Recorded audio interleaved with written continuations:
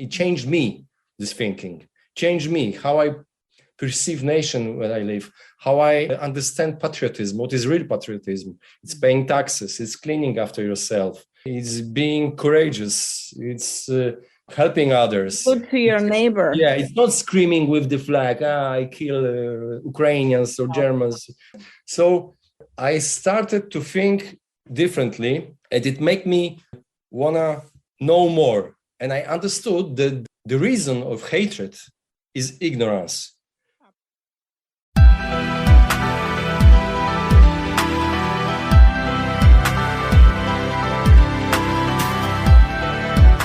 Jestem Radek Budnicki i witam Cię w podcaście Lepiej Teraz, który tworzę dla kreatywnych ludzi z pasją.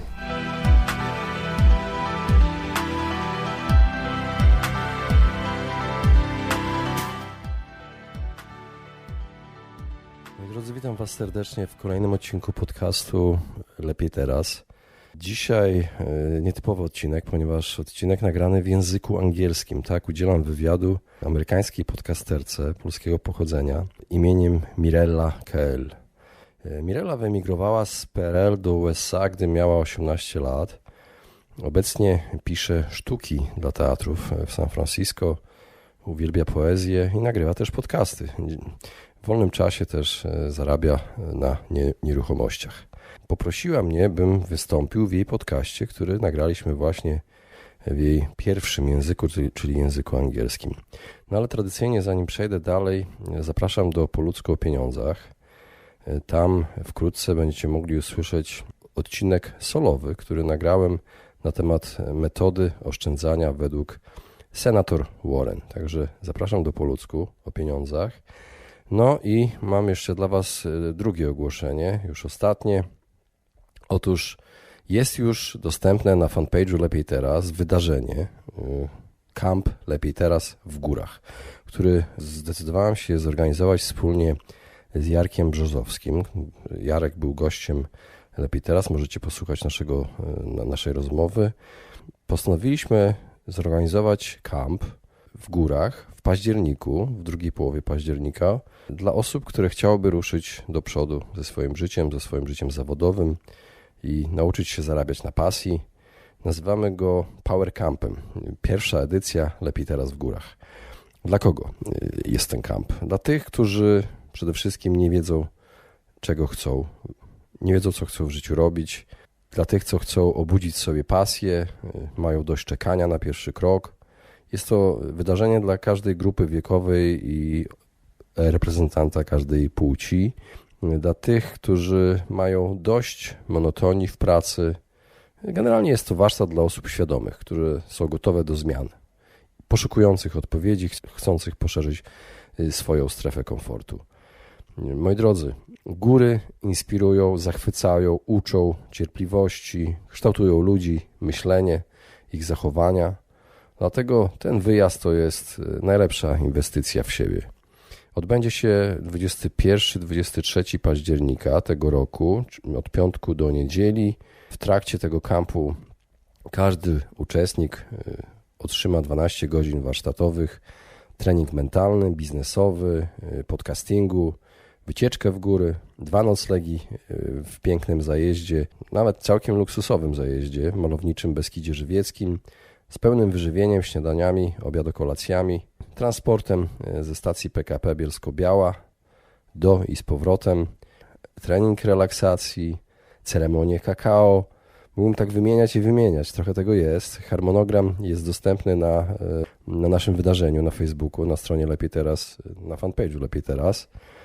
I dodatkowo każdy uczestnik otrzyma od Jarka indywidualną sesję treningu mentalnego online po warsztatach w wartości 270 zł. Całkowity koszt wynosi 1250 zł brutto. Jest możliwość wystawienia faktury VAT. Jak zapisać się na camp? Zapraszam do kontaktu na maila kontakt@lepiejteraz.pl lub na fanpage i dołączenie do wydarzenia na Facebooku.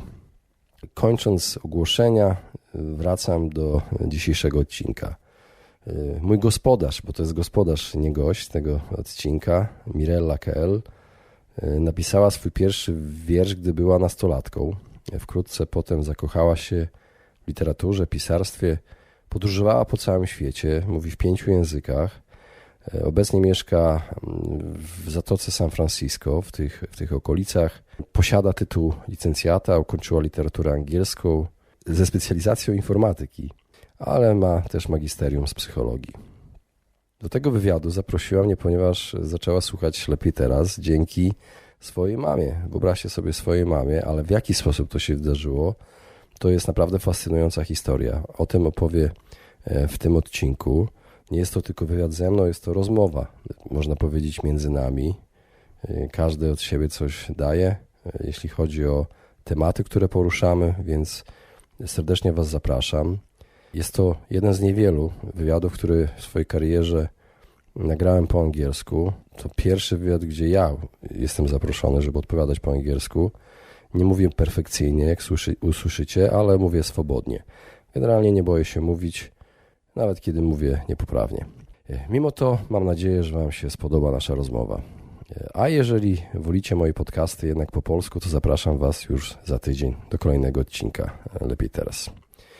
Tematy, które poruszyliśmy w rozmowie z Mirellą, to sytuacja wojenna na Ukrainie i o tym, jak dotknęła moją rodzinę, o tym, co stało się z ludźmi po wyborach w USA, skąd wzięły się tak wielkie podziały na świecie obecnie.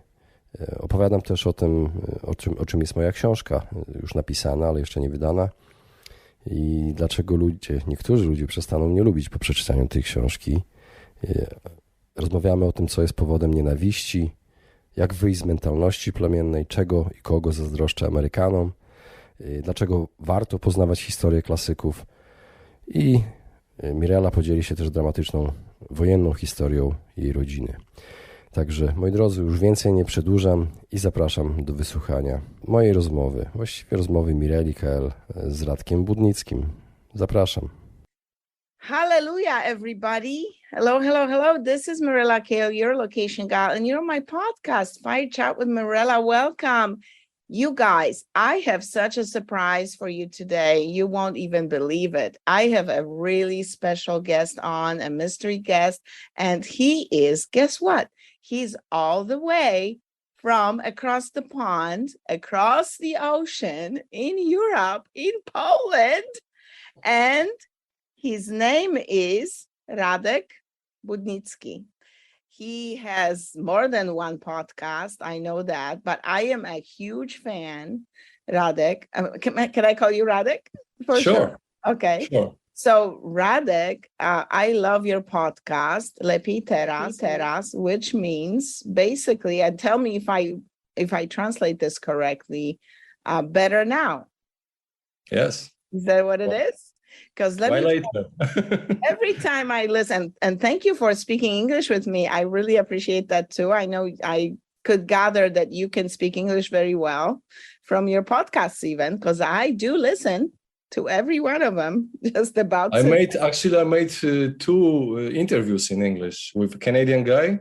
Oh, I didn't know that. And with American soldier, with American officer. Really? Was this on this podcast? Yes, Lepiejteraz. But this is it was made in the 2016, 2017. So it quite early episodes. You have to search.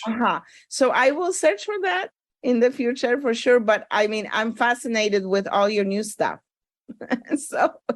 So would you mind tell us a couple words about yourself? I'm sorry, I'm losing my voice already. Yeah. That's not the time. Now it's easy to tell people who I am, because now I'm just saying, usually people at the meetings ask you a question, what are you doing? Yes, what are you doing in life? I say, I'm a podcaster. It's just a short answer. Before it was quite different. Most of my professional time in my life, I used to work as a manager in various companies. I was a CEO in few companies, mostly in fitness business. The last position I had, it was the chief manager of the biggest gym in Warsaw, I think, in the shopping center Złote Tarasy in Warsaw. Really? Yes, I was It happens to be my favorite place. I love it was I just went. and I was the manager there. So I used to work in the Israeli embassy as well in Warsaw for the Israeli military for 2 years. Wow. I used to work long time ago. After finishing my high school, I used to work in the local newspaper as a journalist. I call myself a jumper. The HR specialists know what it means. Jumper is the guy who never stays in the same place more than know what to do in his life. He always changing his mind. He's tasting every dish, metaphorically. That was me basically. Until came one day when it was 2016, April. I quit my job because I hated working in the corporate world. I quit my job. And I said to myself, I need a time, 1 year, living from my savings and look for something new. And I was amazed by the book written by Tim Ferriss, 4 Hour Work Week. Familiar. Yeah. Yes, 4 Hour Work Week. And I decided that I want to live like him, not to be so rich, but to use my life as it is right now and to live to the full and be free and make money just enough to not to go to work and work 9 till 5, you understand? So I decided that I will search on the internet people who are digital nomads. You heard this term probably. Digital nomads are people who work from the resorts in Thailand, Wherever they are. Yeah, wherever they are, they work remotely, whatever they do, the graphic designers, the English teachers, whatever they do, they make money and they get money online by PayPal, whatever. Yeah. And it was my dream to do something, but I didn't know what to do. I didn't have any technological skills. I was a humanist, let's call it. I like history, I like self-development, psychology. I studied sociology at Warsaw University. So, I was not a technical guy. So I decided that I will search for something like this, going to some kind of workshops, whatever I could find on internet, events on Facebook. There's a section events. And you can check local events like Toastmasters, like people teaching you how to make a website, how to sell, how to make money on LinkedIn, how to make money on Facebook then. And I started attending those kind of workshops, and they were free in Google campus in Warsaw, in Koneser, in Praga. So I went there, it was for free, and it was about podcast. I didn't know what is it, podcast, 2016. After 10 minutes listening, what is this? I decided I want to do it. And 10 days after, I published my first podcast, Lepiejteraz. Wow. Yeah, because I was amazed by the idea. I couldn't type on a computer. I hate typing on computer. I don't do this like other people, they don't look at the keyboard and just type. I cannot do this. It's for me, writing a blog was pain in the where. So I couldn't do it. So I decided, someone told me, Radek, your voice is okay for microphone. So maybe you just talk. And I decided I will come back to the dream I stopped 20 years ago, when I quit working as a journalist because I wanted to make money in Warsaw. And I left Białystok to Warsaw to study, to search for corporate business positions and that kind of stuff. So that's basically, in short, my story. The rest is history. After I find out what is podcast, I stay being podcaster. I finished certificate as a coach. I started looking for my first clients. They were usually my listeners. So I made money on being a coach online. I coached them via WhatsApp. Oh. Or meeting in coffee places in Warsaw when there were clients from Poland. But mostly I had clients from Europe because it's not a secret. People working abroad make more money and they can pay more for coaching than Polish people. So that was the idea at the beginning. And after some time, the propositions of advertisements, whatever accent. No, your English is perfect. Wow. Basically, the idea of making money on podcast emerged in itself by not expecting this. I didn't know it will be my job. I thought podcast will be the way to find a job, not the job itself.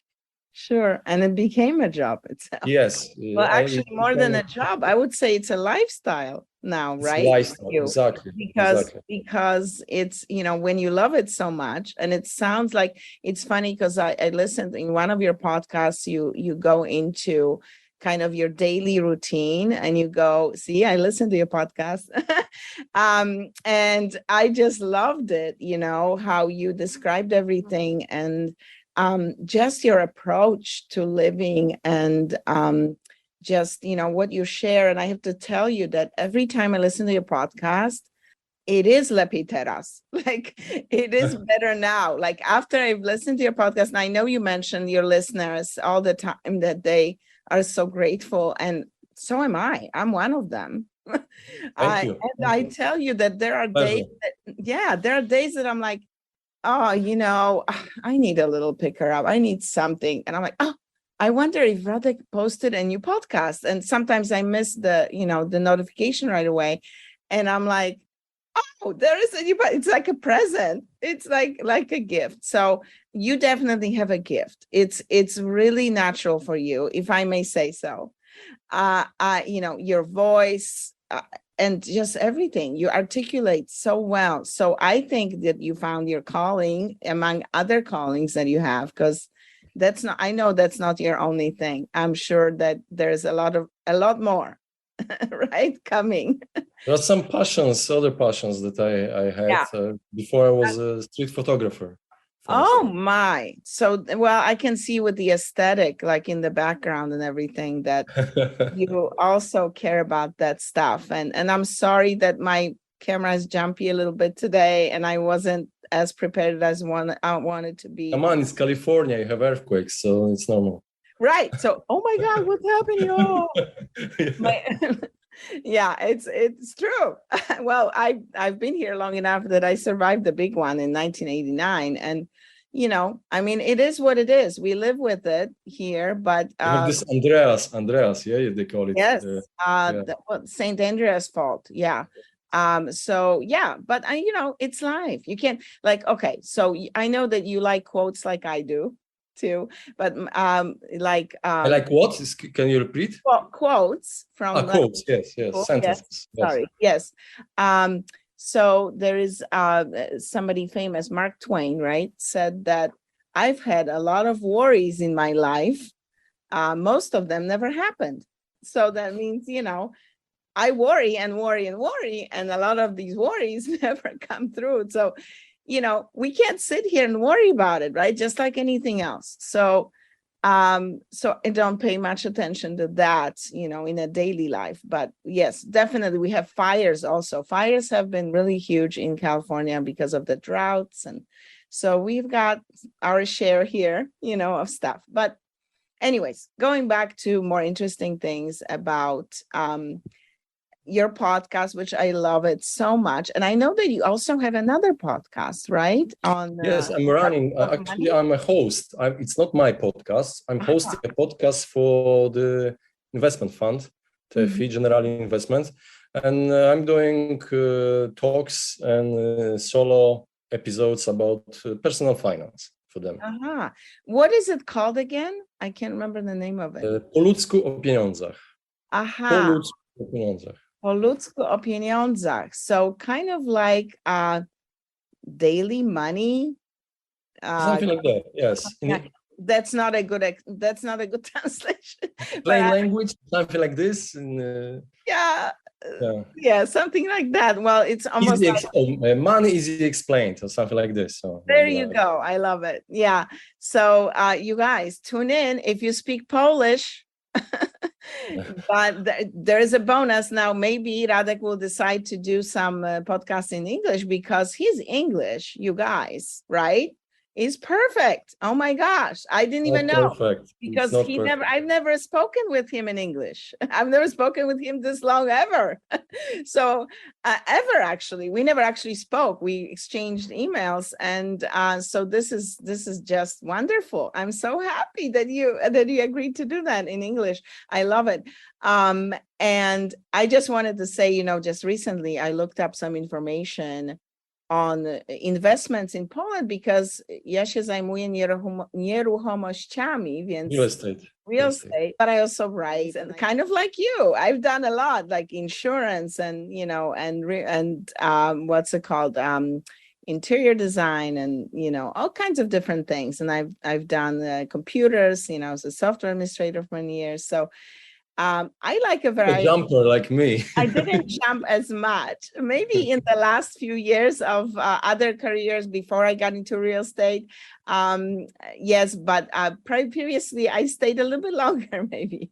But that's okay. You know what? It's all good, right? You're learning. But what I was saying is, this article was talking about investments in Poland, and that, Poland, I was so impressed because I knew how Poland has grown, but it's like the sixth largest economy in the EU, and I was blown away.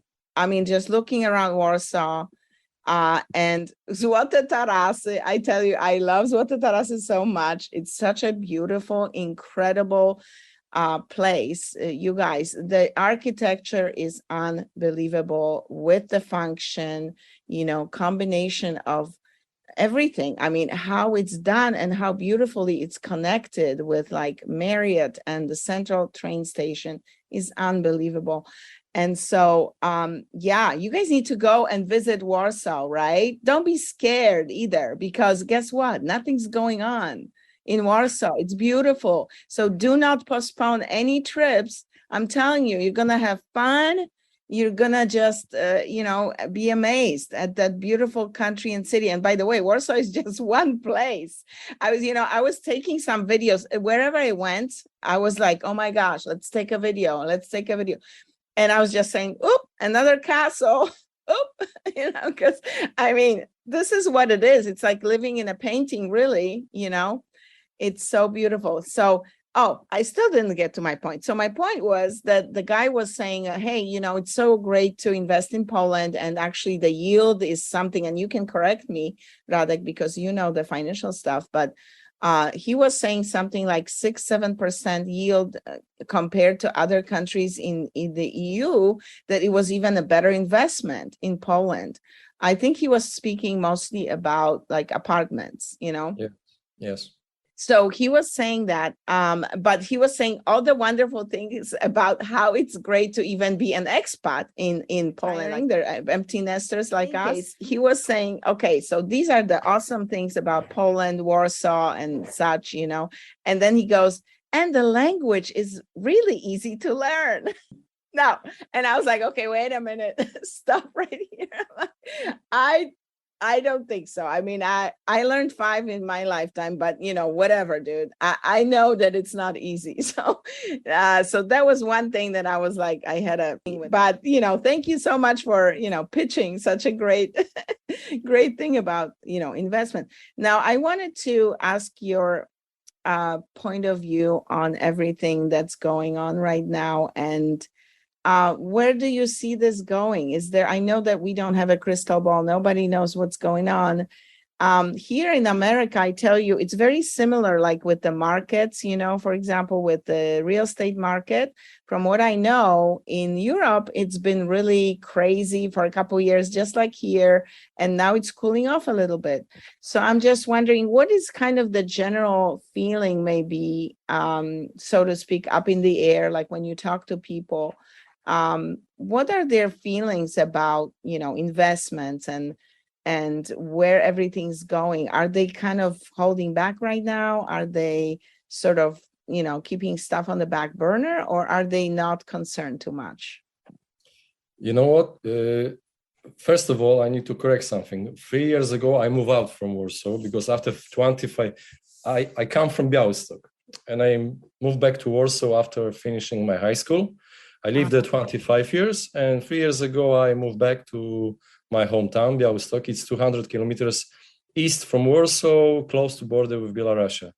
Basically, decision was because of being tired of big cities. Generally, I was tired of the rush. I was tired of traffic jams, noise, crowds of people, and I looked for calm in my life. And I found it here in Białystok, in Podlasie, in this green part of Poland. I spent time with my husky dog, who's now lying on the balcony. I love that. Lucky, right? Is his name? Lucky. Yeah. Lucky. Yeah. I'm doing hiking, a lot of hiking with him. Micro wycieczki, we call it. Micro hikes. Oh yes, you had a great. Few hours a day in the forest nearby the city. We have forests around. Actually, we have national parks. And coming back to your question, everything changed because of pandemic, and the worst was the war with Ukraine, because now we have problem with inflation in Poland and high interest rates. So basically, someone who took, let's say, $100,000 loan for 30 years, paid every month like 1,200. He suddenly in 1 week has to pay double.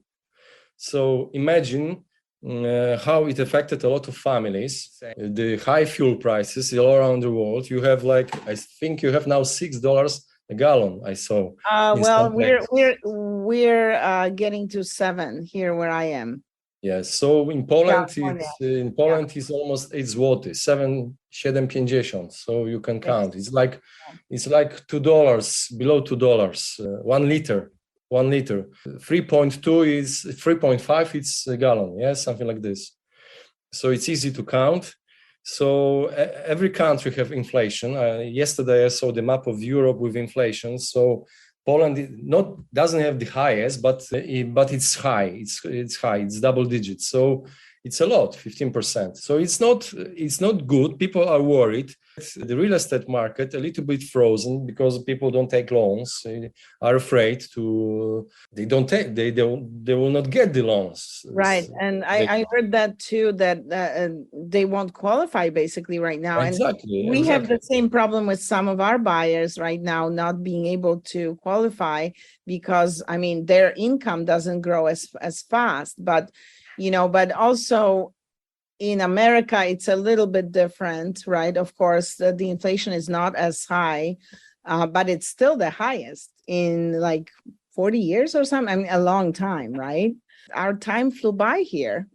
So if you don't mind, we can continue on audio, when this ends. But I'm the audio guy, basically. I know you are. So you really stretched this for me to be on video, and I love that, Radek. Thank you so much. But you present so well that and I know audio is your thing. So I really am grateful that you decided to do that. And so the world, basically we all have kind of the same concerns. I know it's different in Poland because of the geography, but we are just as concerned here, of course. So we're thinking about it, and I think there is a lot of support coming that way. So hopefully things will, work out. That's all I can say, right? And I definitely hope that it will work out positively, because so many countries, people, lives are affected, right? But of course, we pray for Ukraine and we stand with Ukraine every day. Yes. Send you the support, and I tell you, I had family from Kiev. A cousin. She escaped with her parents on the second day of bombing of Kiev. Oh my goodness. And I used to stay in their house 3 years ago. And they had an apartment that my uncle is a painter, artist. He paints pictures. Wow. How you call pictures? He's a painter. Paintings, yes. Yeah. And I used to sleep in this house, and I heard that this apartment was blown by the Russian rocket. Is destroyed, this apartment, because stay next to some factory. Now he's escaped though. Did he escape? They escaped to Białystok. They spent 3 months here. Now they came back to Kiev because Kiev is relatively safe. Yes. Relatively now, safe. did he was he able to salvage? I know life is most important, but was he able to salvage any of his work, or make sure work No, they survived. They blew the windows. Are okay. Blew all the windows. And what about the paintings? The paintings stay there. But I tell you something interesting. I asked them if they're not afraid about the apartments, because they left 3 apartments, 2 of my uncle and 1 apartment of the daughter. Daughter is my age, basically, nice. Irena. And they say it's okay because neighbors who stayed took care of it. Yes. Oh, well, that's so awesome. Yes. Not many people escape. Some of people. People don't realize. I'm like, no. Okay. What's the population of Ukraine? Basically, 45. Yes, I looked that up not long ago. I actually did several podcasts on the war, the effects of war, what it meant to be in the war situation, because I wanted to sort of convey, to my listeners what it would be like, because I remember my mom telling me about this, and I just can't get over the fact that we are in the 21st century and we are talking about this, and this is happening. This is, you can sense how I get about this. So I don't want to get into it right now, but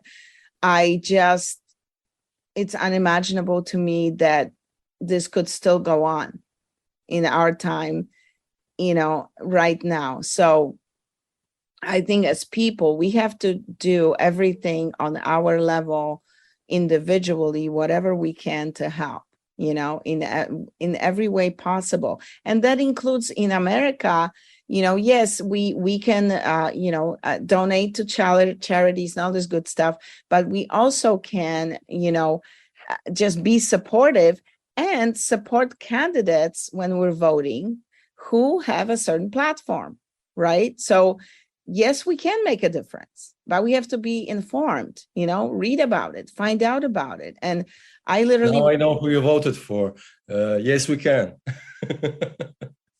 I don't want to brag about me because this is about you today, so I don't want to talk about me too much, but I did write a play, and it's called Waiting for Good, and it has a lot to do with what's going on, actually. You wrote a play? Yes. For theater? Yeah, for theater. Well, my husband's an actor.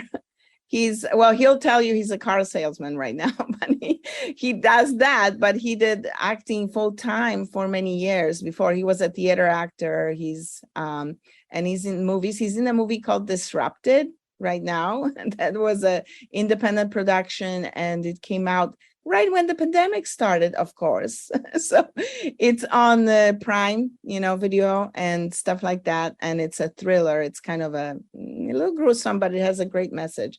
So anyways, there's a little plug again for Disrupted. I can't get away from it. Every podcast I talk about almost, but I love it. And part of it is my connection to that, but I love writing. My undergrad degrees in literature, and I've always loved writing. So anyways, but I wanted to convey this kind of what's going on. What are the feelings about, how we need to be united in this world, because we will always have disagreements, but I've never seen any political climate like this. And I've been in the United States since I was a teenager. My father was here when I came here, and it was, since 1982. And it's never been this divided and this aggressive.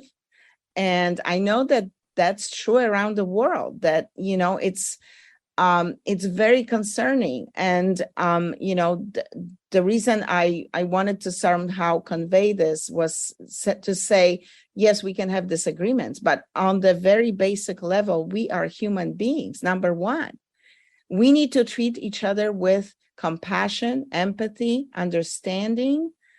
And, in my play, people get thrown together on election night on a metro ride, and something happens all of a sudden, and they have to survive and help each other to get out of the situation.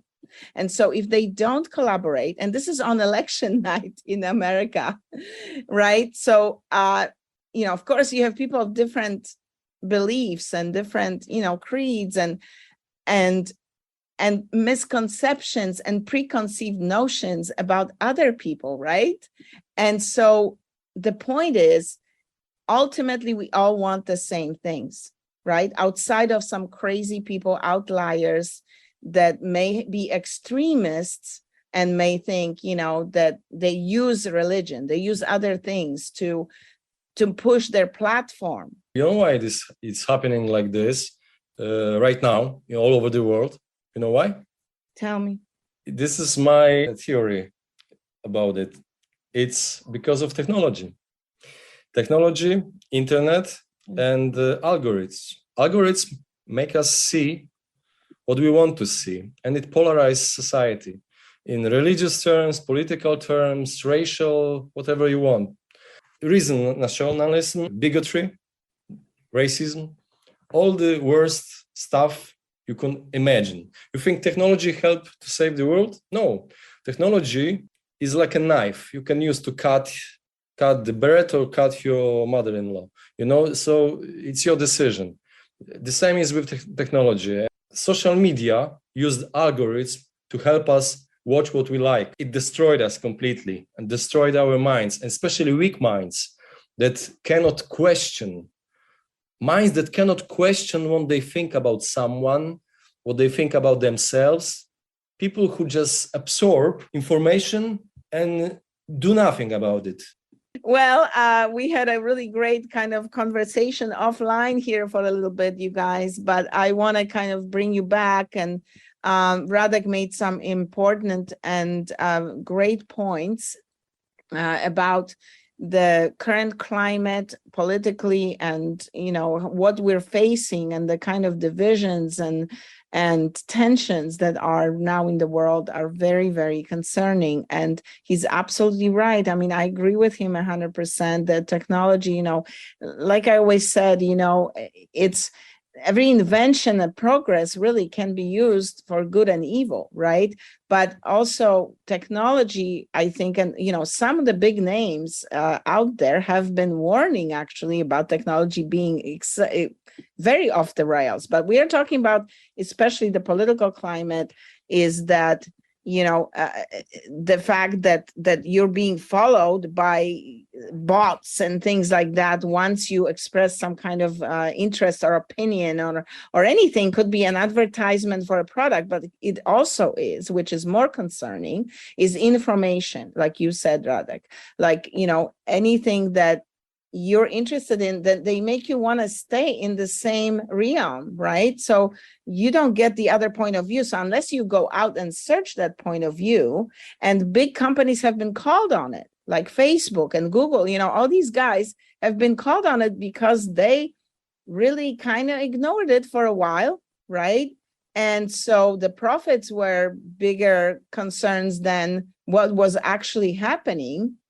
And so, now things have changed just a little bit, but you're right. I don't think it's changed enough. And here we are using technology for the good, we hope, to enlighten people. But, it is concerning. But like I said, we have to be really just think on a personal level and keep pushing out the good, right? And ignore the bad, or, don't get, let's say, pulled into bad conversations or, shouting matches. I mean, this is where it's going. And I think information and correct information is the only way to keep pushing it out in the world and keep enlightening people. And I think, you're doing great with your podcast. And I loved your idea. You just said that what you were going to do and the new podcast. You mentioned something that you were going to do it, and I can't remember now. This was about mind, something about the mind Tribal mentality. Yes, tribal mentality. I Yes. think that is huge. Yes. Actually, I'm finishing a book. Actually, I finished the book. I'm Oh just my looking gosh. for- I was just going to say, Yes. you have to write a book. Yes, I wrote a book. Oh my gosh. The title is Podcaster, and it's about my life, the turning points in my life, finding street photography, minimalism, stoicism in my life, my struggle with cancer, and finding joy in making podcasts. And the second part of the book is it's a workshop about podcasts, how to make money on podcasting, how I made money on podcasting. So everybody who buys the book can decide if to read the first part, my biography, autobiography, or just read the workshop part. So it's up to them. I'll put this all together in one book called Podcaster. Well, that sounds amazing. I'll definitely be getting the book. When is it going to be available? Is it now available? I'm looking for editor right now, and all the technical stuff he's doing. I sent to the guy who will be my publisher, and he's looking for the good editor. So it will take some time, few months.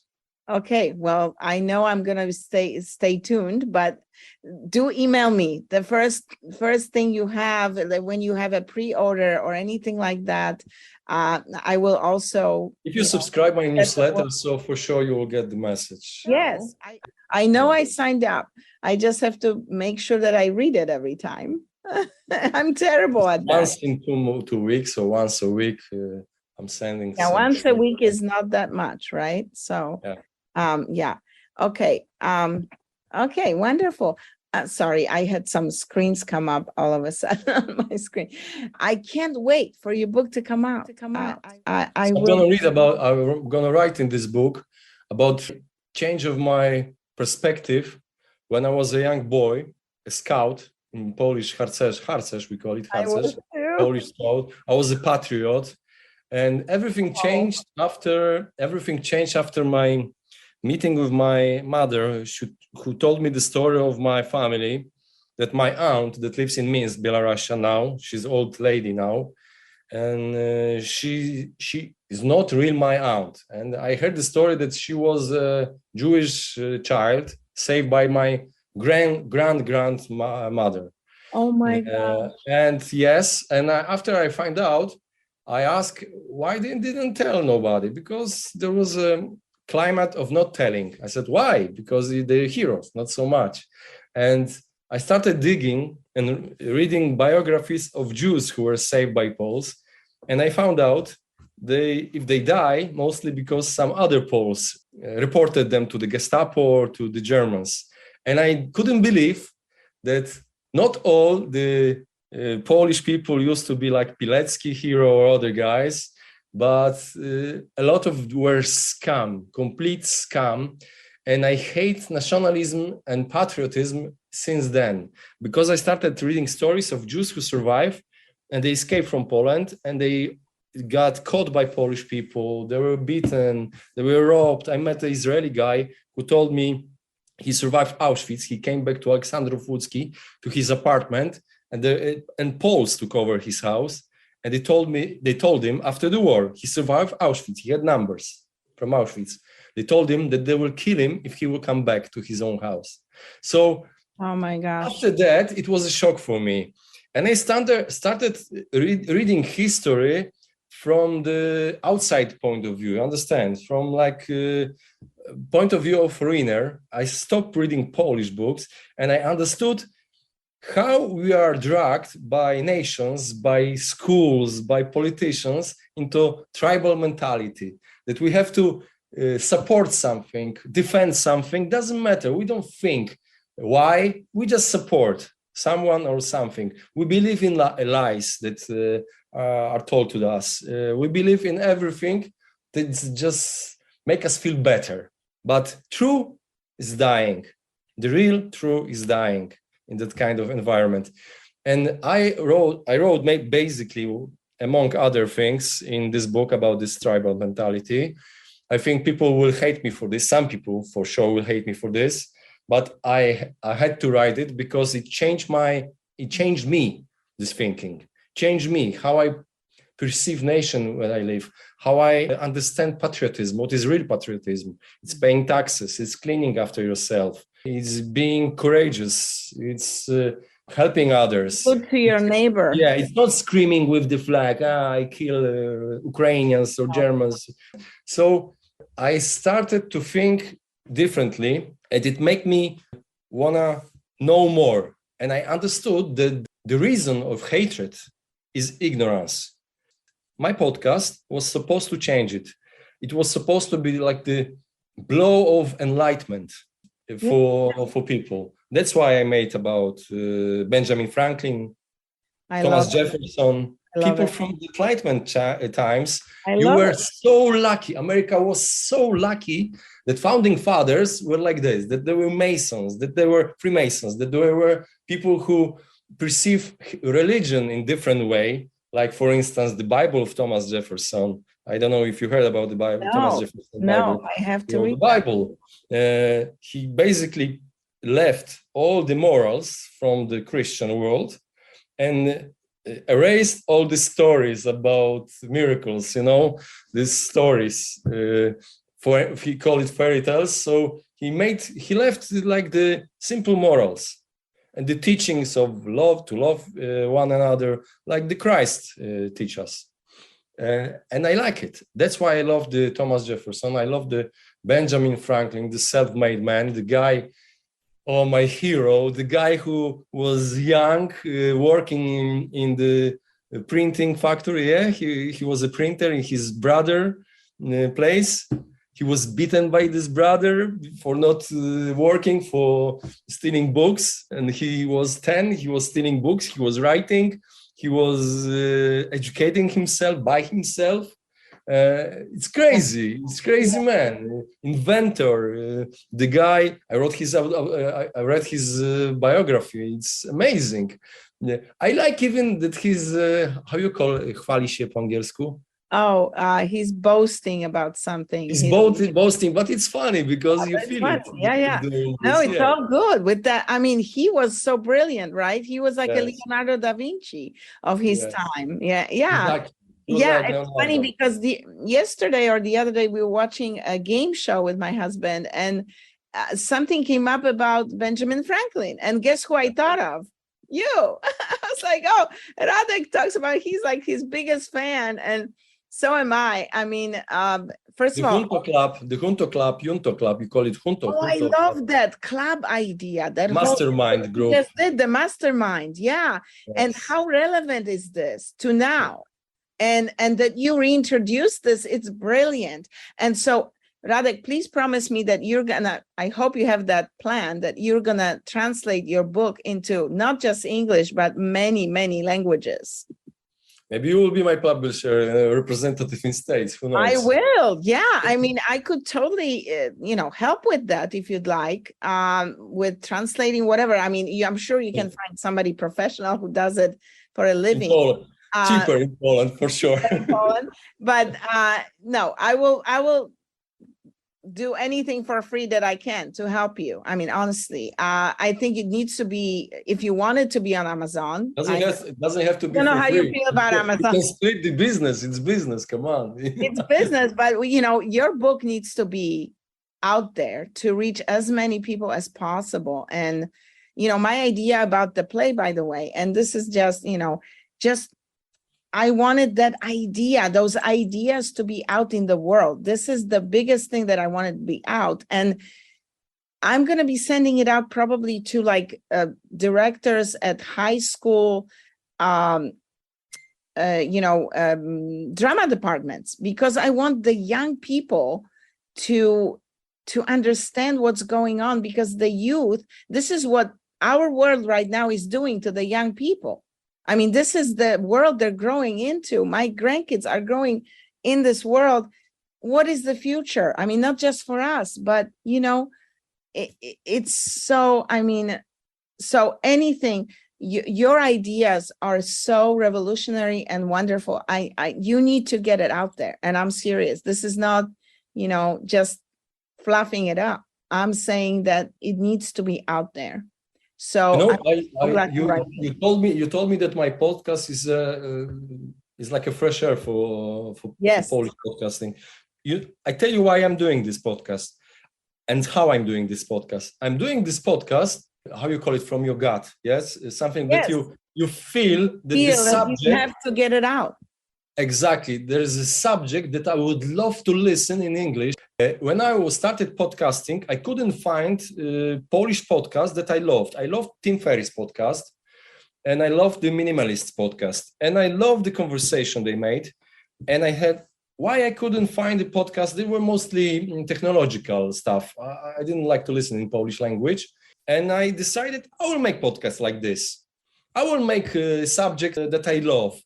If I will learn something about Klub Junto, as an example, from the Benjamin Franklin Mastermind Group, from his local Philadelphia bar or something, and I will study about it.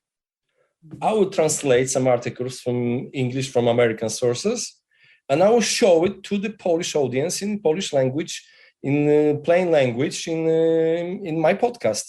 That's how I will remember, I will learn, and I will pass to other people. That's how I'm doing my podcast. It's simple. Now I'm preparing podcasts about the Emperor Claudius. I don't know if you saw the movie, Ja Claudius, Me Claudius, I Claudius. Is this Robert Graves? Robert Graves is the writer. He's the best classical writer from Great Britain. He wrote about Messalina, Claudius, all these emperors. When did this movie come out? He was after Caligula and before Nero. Well, I saw Caligula. I saw Claudius was the emperor who conquered Britain. Oh, okay. Well, I'd love to see it. If it's available anywhere, I want to see it. He was handicapped and perceived as idiot. That's why he survived. Because for generations, he was a member of the emperor's family. And he was destined to be one of the emperors after he will grow up. Yes. Right. And the guys who were plotted against him killed others, mothers especially, Messalina, Agrippina. They were killing. So their son, first Caligula became emperor, then Nero became emperor after Claudius. But Tiberius became, because of Livia, the wife of Octavian August, she killed and she poisoned basically other guys. So son, for instance, Tiberius became an emperor. He was not supposed to be emperor. He was because her mother poisoned other candidate. And Claudius was almost poisoned, but he wasn't. You know why? Because he was stuttering. Yeah, you call it in English, stuttering. Jąkać się. Oh, stuttering. Yeah. Stuttering. Yeah, right. He was stuttering. He was drooling. Okay. Yes, because he had some kind of sickness as a young boy. Oh. And everyone called him idiot. But he had a secret. He was not idiot. Right. He was spending all the time in the libraries. It was forbidden by Livia, but he was hiding himself with the books, reading. And one day he was found by two wise men in the library. And they said, why are you such a boy reading this book? And they started talking, and he was talking like a philosopher. He was talking like the well-educated person. They were in shock, and they asked him name. They said, I'm Claudius Drusus. And they said to him like this, never, ever show to anyone in your family that you can read, that you have this knowledge, because it will be your last day. Mm-hmm. And he never admitted that he was. And after Caligula was killed, the Praetorians thought, oh my God, Senate wants to take over the rule in Rome. What can we do? We need emperor that we can control. Let's take the idiot Claudius. They took idiot Claudius, they made him emperor, and they were so wrong. He executed the killers. He ruled for more than 10 years in Rome. Was one of the best emperors. And I'm gonna make a podcast about him. There you go. I'd love that. Yes. I'm so glad that you're going on all these tangents and telling us all about that, because I love when you introduced more and more about Benjamin Franklin and the club and Claudius. I mean, Classics. I like The classics. Yeah, the classics, but they are so relevant, right? When we look at today's world, I mean, they are completely relevant. Yes. And so intelligent and so fun to kind of, rediscover, right? And I love how you said that the reason you started the podcast is because I know what you're saying, and your podcast is unique for that reason, is that you are learning through sharing the podcast, and it comes from your heart, from your gut, like you said, everything that you share. And I have to say that when I started mine was in the pandemic. When the pandemic started, I was thinking, I need something. My mom was actually going through a very difficult time, and she unfortunately passed away last year. I lost her. I'm sorry. Thank you. What I wanted to say is I needed something to help me get through a difficult time and also this pandemic, but I wanted to help my friends and other people, business owners, small business owners that I know, like, that do staging or do other things. That were, everyone was in this boat together. We were all together, no matter what area of business or expertise or whatever. And I invited them, to share stuff, and they agreed. And I'm like, I'm just going to keep going. And I thought, mine is a little bit different too, because it's combining real estate with life, right? And I talk about these Food for Thought Sundays is exactly doing what you're doing, kind of, learning stuff. I already know some stuff, but learning things, and sharing what I'm learning with passion, right? And there are people who look for something like this. There are people who look for something like this. But guess who brought me to you, basically, is my mom. You Wow. know how? Is because I'm going to tell you how I found you. Unfortunately, when she passed away, I was doing a memorial service for her, and I was looking for very special things for her, some music. And I wanted a special brief sheet music from a movie that she loved, the book called Trendovata, which is called The Leper. I'm sure you're familiar because it's pretty classic in Goenka Mostowicz is the author. Yes, and it's a beautiful book. My mom had it by her bedside all her life, and it was falling to pieces, which told me how much she loved it, because she took very good care of her things all her life. And so in any case, I have some crazy stories about it, speaking with, I believe in spirituality and spiritual world, right?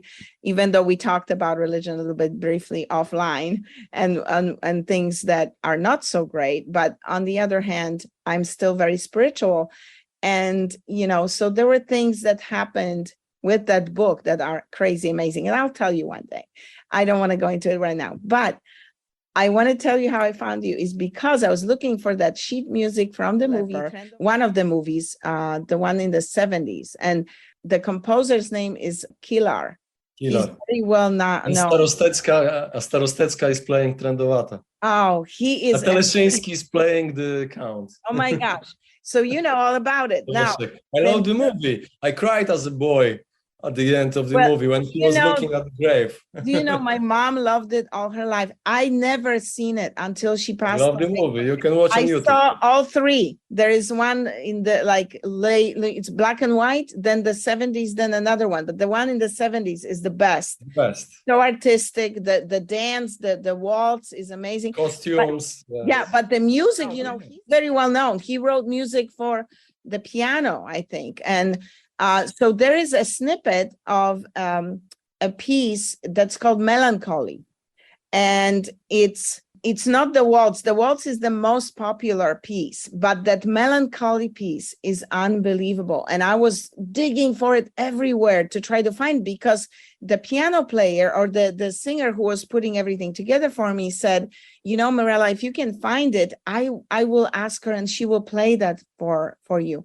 So I was like desperate to find it. And I was looking everywhere. And guess what? I did find it. And when I did find it, I sent it to her. And she sends me a message and she goes, Mirella, what is this music? And I go, what do you mean? And she goes, she played it and she cried as she played it because it's so moving. It's so incredible. And I told her the whole story and everything, and she couldn't believe it. But okay, now before I found the music, I found you because I was looking for it everywhere. And I was like, oh, I'm going to look on YouTube and here's why you should do your stuff. I know you do on YouTube, but you need to show you more. Yeah. But I was just saying, so I landed because my mom was born in Lviv and I have my mom's families from Lviv. They transferred to Szczecin when, what happened with the big power when they divided up everything. Yes. Right. So they were working, a lot of them worked for the theater, actually. There's my theater thing. My mom, my grandma, her sister, and my grandpa all worked for the theater in Lviv. I'm saying Lviv, it's Lvov, right? Mm-hmm. And then they moved. So guess what? So when I was looking for this, whose video did I come up on YouTube? It was your video. From Lvov? From Lvov. Yeah, when you were showing the city, how beautiful it was, and you were talking. I was with my Israeli friends. Yes.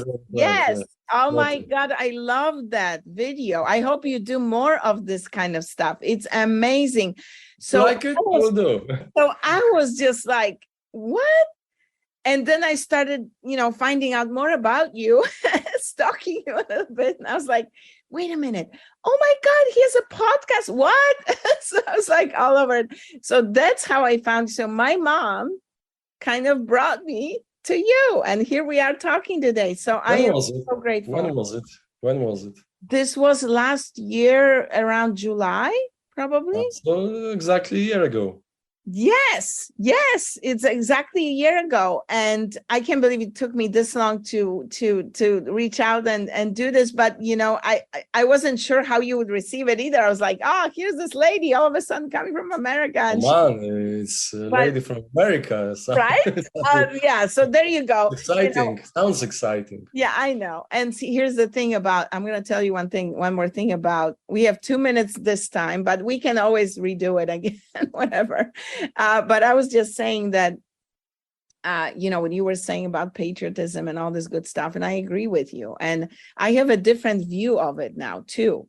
And I agree with you 100%, is how do we find the truth? How do we find the real patriotism? And the real patriotism to me is caring about one another, is really caring about on a human level.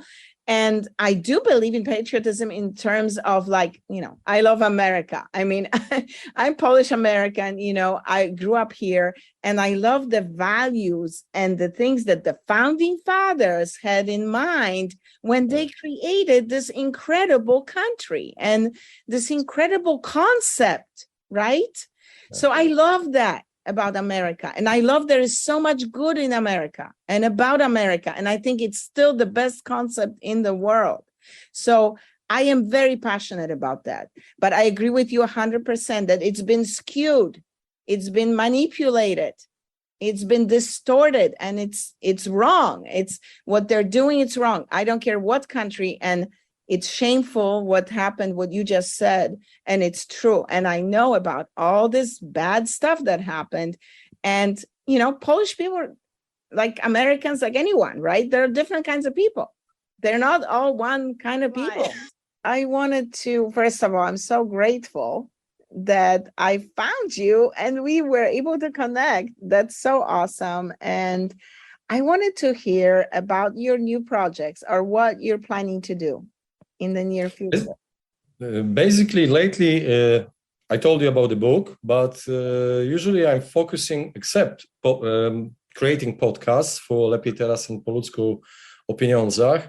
I do public speaking for schools, high schools and universities, promoting podcasting and advantages of not only listening to podcasts, but also making your own podcast. I did some speech for Książnica Podlaska, is like the library, central library in our region, for 50 librarians from the regional, local libraries.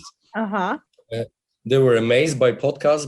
I told them about advantages of listening to podcasts, listening to audiobooks, why it's better than books in some cases not. And I teach people how to start their own podcasts, companies and people. So if someone is interested, I can do this online, or I can do this live. We can meet, and I'm showing. I had a few clients already for this, so I'm doing this one-on-one. I have also online course, called Podcaster. You can find on my website, in the store. And I have you can help anyone in the world, because it's all online and you speak English. Yes, I can make in English. You're right. Maybe I will translate my courses soon, because I have course about being invincible. It's mental invincibility. So it's like, because I was amazed by the Stoics, and I know the story of James Bond Stockdale, the admiral. You know him. He was the candidate as a vice president with Ross Perot in the.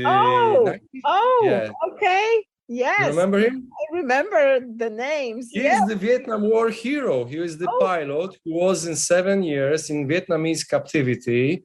Wow. And he was in charge of the soldiers, the prisoners of war. And he survived just because of Epictetus, the philosopher, the Stoic philosopher, Greek philosopher from Rome, 2000 years ago. He wrote a book, Enchiridion. And when he was shot down over the North Vietnam, he said, from the world of technology, I'm coming to the world of Epictetus. And he basically used practical knowledge of Epictetus, of Stoics, to survive the ordeal, to survive the 7 years of being tortured, dragged out for the faked executions and terrible things. I remember, didn't you talk about this in your last podcast with the guy? I made a lot of podcasts about him, actually. With the guys, I think you were bringing up something about that in the last. Yes, I was Trevor Rick, that was freed. You know Trevor, that was freed a few months ago by the Russians. He was exchanged, actually, after 3 years of prison. Yeah, there was another person. Yeah. Okay, gotcha. Yeah. So, but I brought up also James Stockdale to this story. Yes. So James Stockdale were the same ordeal, and he taught a lot of lessons. I'm also mention Stockdale in my book. So my course is about people like this. I wrote I record. Actually, the course is audio and in PDF files. So I record files about Musashi Miyamoto and his rules. Musashi Miyamoto was famous sportsman, samurai from the 17th century. He wrote 21 rules of Dokkodo, 21 rules of life. And I teach this in my course. I will add some new lessons about Thomas Jefferson and his rules, because he had some rules for life. He wrote he written for his daughter, one of his daughters, or granddaughters, I don't remember, but you could find that kind of lessons from Thomas Jefferson. And basically Stoicism. It's about Stoic exercises, because my opinion, Stoicism is the most practical philosophy you can find, because you can use it immediately in your daily life. Mm-hmm. And especially in difficult situations in your life. Obstacles. Obstacle is the way, like Ryan Holiday wrote, the famous writer from California, now Texas, because he moved to Texas. And Ryan Holiday, the author of Daily Point. To Texas because of taxes. A lot of people are. Yeah, but the rent is high in Austin, I heard. It's the highest, one of the highest, so it's not so much. I follow what is going on in the States. I know. Wow, you are in the know, my friend. Definitely. I watch NBC online, you can watch live NBC or ABC online on YouTube. So live. There you go. Same time Americans do. You know what we have. Yeah, exactly. Yeah, exactly. Yeah. If you're looking for some information, I'm not sticking to TV. When I want to know something about your commission from the Congress, so I switch on TV and I know what's going on in your Congress. Yeah, very good. Well, you also speak English, which is great. I think it's because I listen to YouTube and I read a lot of books, because I've never been to States. basically, I never learned English at school. Maybe 1 year, but it was terrible. So I learned by myself, subscribing Time and Newsweek during the 25 years ago when I was a young boy. I subscribed paper. You did? I did too. And I was, oh my God, that's so funny. And I was translating articles, translating with the dictionary because there was no Google Translate at the time. Well, I already spoke English when I came to America, but I subscribed to Time and Newsweek too. And I was reading it all the time because I just loved the free information, right? The free color with photographs. Oh my God, because I grew up under the, you know what? So I was like, oh my God, why did, listening to Radio Free Europe and stuff like that. And we had to listen like cover. Voice of America. Yeah, Voice of America. Yes. So I was like, I loved it. And I'm like, I want, the most, like the best source of information that I think is going to be, fair and whatever. So I was like, yeah, Time and Newsweek. So I was doing the same thing, but I spoke English already. But God bless you. My gosh, you basically are self-taught. Yes, I love it because I like watching movies with subtitles, and my way of learning is watching with the English subtitles, not Polish. You have to know how they pronounce the words. That's how you learn. Good. Yes. Yeah. Oh my God. This is the best idea to learn. Best way to learn. And nowadays you can do it just about on anything. You can turn on the subtitle. Netflix. Yeah. I know. Even though I obviously speak English and everything, I still do subtitles sometimes. I just like to have it because sometimes in dialogue, people don't speak very clearly, whatever it is, and I'm obsessed with words and whatever. Just I need to know. Yeah. Exactly. Yeah. Well, oh my gosh, there's so much fascinating stuff about you that I found out today. And this is partly why, I like to hear from you. I like to hear directly from you. And I found out so many great things. And you are just incredible. I'm so glad that you got to share this with me today. And I know my listeners will love it. And I have to have you back soon, because I want to know all about the projects, right? Because I'm so sorry I have to go soon because it's like 11 o'clock and I need to. I have to go also with my dog because he's looking at me. I know, he needs to go for a walk. Like he's like, who is this lady keeping my pun away from me? Can we see him? Maybe he can come up and. I will call him. Moment, I will take the camera. Oh yeah, okay. I want to say hi to him. Oh my God, he's so beautiful. Hi, Lucky. How are you? He's curious. His head. His head. Hi, he's curious. You are so cute. Oh my goodness. Oh, you make Radek happy, huh? You are a good boy. Yes. What a sweetheart. You have to take him for a walk, right? Long walks. It's husky. It's long walks. 10 kilometers. Wonderful. Yeah. My stepson they have a husky mix. Her name is Pepper because he's a chef. So her name is Pepper and she's white and gray. She's white and gray like that. But I love all dogs. Doesn't matter the race. Oh, I know. I'm not racist. Dog. Well, we have our dog and cat are on the Rainbow Bridge, we call it, right? They went to heaven. But we had the cat for like 14 years and the dog for 12. So they gave us a lot of joy and I do miss them. But, I kind of channel it through other people's dogs and cats and whatever. And I love Lucky and how devoted you are to him. Definitely. He's my love. My love. The love of your life. I never felt such a love to a human being like I have for him. Oh, really? They are amazing because it's disturbing for some people to listen to this. They're pure. No, their love is pure. And it's, what I love the most about them is they're in the moment. Like they Yes. they never think of the next moment because unless you have a treat in your pocket, but you know what I mean? But they are so in the moment. And I miss that so much because she used to calm me down so much. I would just go and sit on a bench and she would know that we would go there and lie down and watch people. And it was like our thing to do. And we didn't need to do anything else. And that's when I did my mindfulness meditation, is when I sat down with her. And so, but she's, somewhere out there.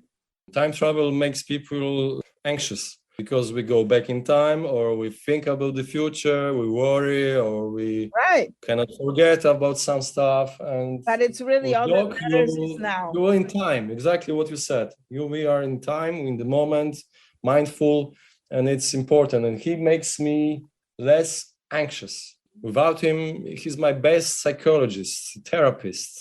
Absolutely, he is. Yes, I agree. So, Radek, can you leave us with some words of wisdom or whatever you'd like to throw out there? And please promise me that you will come back again and you will do this again with us. I would love that. And of course, I want to be in touch with you and see how you're doing, what you're doing and everything. And so I want to hear a few words maybe that you want to close out with. But I want to stay offline for a second. I want to talk to you for a second, a little bit more. But listen, I think one thing that I want to pass to other people through my podcast is the questioning. To question everything, every thought, every idea that comes to our mind, and be especially careful with the things that make us too excited, because it means that we are become slaves to emotions, and emotions sometimes can drag us to different parts of reality and not necessarily good. And emotions are usually selfish. So questioning, thinking. I'm not perfect. I'm the guy who's nervous, anxious, nervous during driving. I shout on other drivers. Yes, I'm the guy like that. I'm not perfect. I'm all the time have to remind myself that I need to think first, then act. All of us need this. I don't think I'm the monk, because you need to remind yourself. It's like with taking a shower. It's not enough to take a shower one time. You have to do it every day. The best thing is to be calm, write some sentences of wisdom for one day, and try to live with these sentences of wisdom. And you can find a lot in Stoic philosophy. I love that. That's great. I think, yes, I agree. And you're absolutely right. We need to think about it every day. And emotions, we are clouded by emotions we are clouded by emotions. No matter what we think, it's actually emotion first that comes to our brain, and then it goes over here in the cortex where it gets processed. So that's our best defense, right? Is to know that and say, wait a minute, Yeah, exactly. I love it. Okay, well, let me close out, even though it's so hard to close out because it's so fascinating. I could go on and I just keep talking to you. So we're going to have to do it again, okay? My pleasure. Yes. So let me stop the recording. Have a great day and a great walk, by the way, with Lucky. Thank you for showing him to us too. And best to you and everything. And I will see you soon again and we'll hear you again, okay? Jeśli podobał Ci się podcast Lepiej Teraz i pragniesz otrzymywać więcej informacji na tematy poruszane przeze mnie i moich gości w formie pisemnej prosto na skrzynkę mailową, wejdź na stronę lepiejteraz.pl i zapisz się na darmowy newsletter. Już w pierwszym mailu otrzymasz za darmo rozdział mojej książki przybliżającej filozofię praktyczną Lepiej Teraz. Zapraszam i do usłyszenia.